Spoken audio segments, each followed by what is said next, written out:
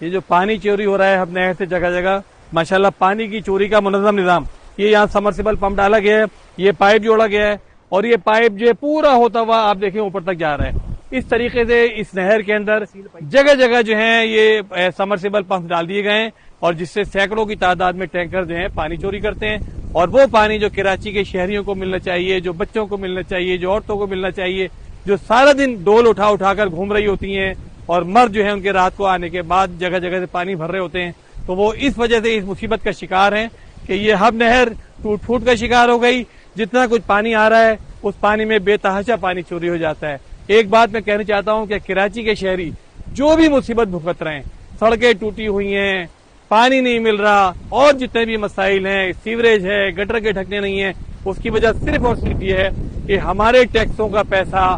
چوری ہو رہا ہے، ہمارے ٹیکسوں کا پیسہ ہم پر خرچ نہیں ہو رہا۔ اگر یہ پیسہ ہم پر خرچ ہو تو کراچی کے لوگ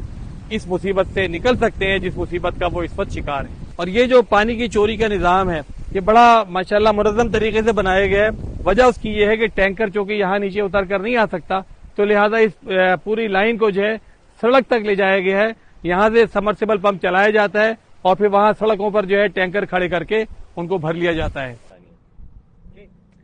یہ جو